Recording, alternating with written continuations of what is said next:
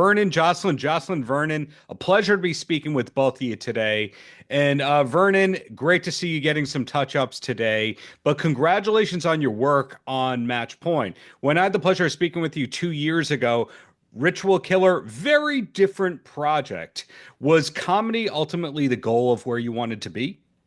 You know what, Darren? I feel like when you learn the craft and you develop over time, like early on, it's when you first start this thing, when you move from something, one thing to the next, you develop, but the real work comes over time. Is over time you find that it doesn't matter what genre it is, as Yeah. long as you know how to do the work, you can do anything.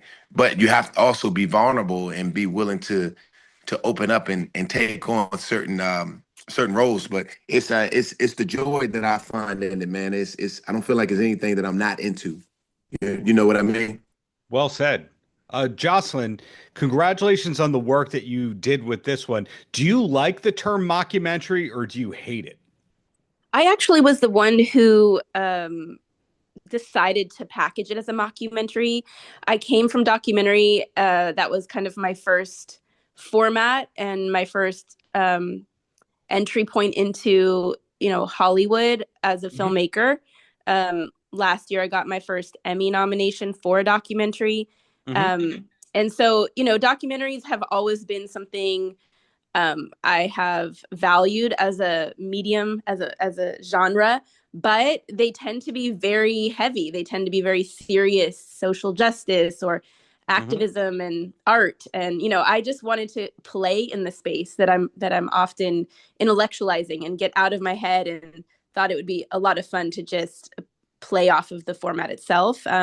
One other thing I'll say is Christopher Guest is a real genius in the genre with Waiting for Guffman, Best in Show. Spinal Tap. Really, Spinal Tap. You know, Darren.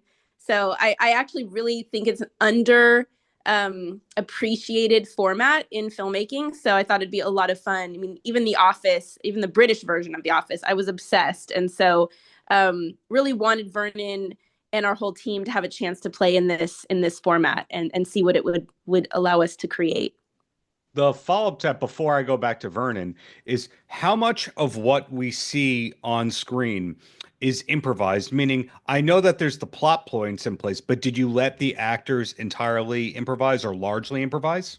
It's a great question, Darren.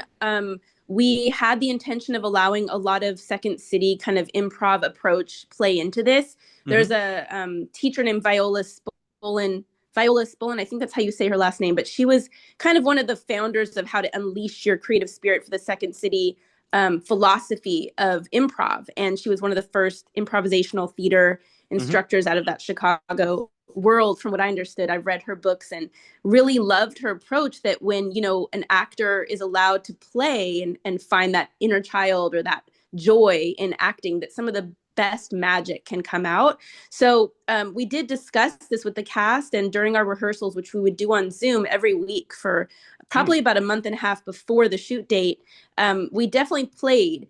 What we found, though, was some of the plot lines were harder to hit. And as you know, comedy is all about timing.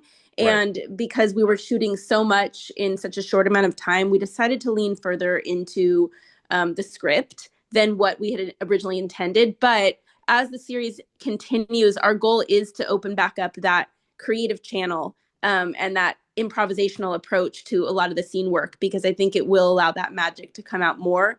And in the moments that it happened, it really was special. So I look forward to doing more of that with the team. So Vernon, in terms of improvisation, your athletic career is improvisation. The interviews that you had to do is improvisation. But for you, for comedic improvisation, was it daunting? Was there a lot of work or panic for you? No, there was no panic. I mean, there's always a lot of work in anything that we do when it comes to our careers. But I think improv. I took an improv class at the Shelton Theater of Art, so that was my introduction to the world of improv. But you just got to be willing to take chances and be vulnerable, be opened up to whatever it is that you need to accomplish, pretty much. And the follow-up to that, in the case of this particular project, did you have to do any particular prep? The reason I ask is because most great athletes, I'm calling you a great athlete, eventually find their way to the broadcast booth in some form, and everyone has a podcast these days. But did you, in any case, go, oh, okay, I should learn what bad podcasting is before I get into this role? No, no, no. I think, but once you understand like the material and you understand what's happening, what are the intentions here from scene to scene. There, there's a script. It was scripted, but Yeah. so from scene to scene, there's you understand what the objective is in each scene, and then you understand what the beats are, and what are the emotions in each of the all of the lines, right? Once you understand that, I think then you know the direction. You know the direction of where you need to go and what's happening because you have an understanding, you have intention, and all those things. So, as far as bad podcasting, I don't. There's nothing. You're pretty much reacting to what's going on, this world around you. You're reacting. So you don't know when what. I don't. I don't know that it's bad. You know what I mean? I think Yeah. that it's good. I believe that it's going to be good. So that's the joy that's the journey that we take. You trying to create something great, but it turns out to be bad. You know what I mean? Yeah. Well, I have the same, before I let you both go, being respectful of your time here, the same question for both of you. And I'll throw it to Joslyn first. Are we allowed to know what the next project is, or is it match point forever and ever, and that's the best thing you ever did and the only thing we can talk about? Darren, I'm of the mindset that you should never compete with anyone else in this world. You should only compete with your last work, and making sure that whatever you next is an elevated Yeah. next step. So we are actually in post-production right now on a film called Masquerade. It's a fantasy-driven drama with thriller elements and original dance choreography. Oh. And I can't wait for the world to see it. We're going into our final polishing phase with our music composition this week with Matthew Head, who is an incredible composer. He does P-Valley. He's got Emmys. He's just phenomenal. Mm-hmm. We're lucky to have him. But yes, we'll be premiering the film in April. And it'll be out on Apple TV, Amazon Prime, and a ton of other streamers this spring. So we look forward to you guys seeing that. And then there are a couple of other really exciting projects. One is a scripted film as well, and one is actually a nonfiction, which I can't speak too much about. Right. Vernon, you'll be, I think Darren, especially excited about that one. Once we're ready to start promoting it, I'm sure we'll be back on the phone with you to talk about it. That's great. And Vernon, that same last question before I let you go. You never know where you're going to pop up because Empire has nothing to do with you playing a serial killer, has nothing to do with Match Point, etc. Are we allowed to know what's next?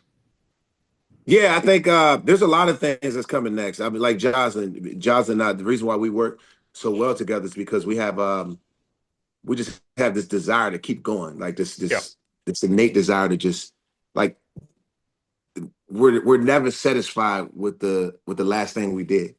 We're always working on the next thing. So there's so much in the works, man. Some great things. I'm excited. I'm actually about to leave the house after I get done with this call to head back to San Francisco to get with Joslyn. We got a project that we're working on that we're going to start shooting tomorrow. We pretty much came up with an idea over the weekend, and we're starting to shoot it on Tuesday. Paltrocast.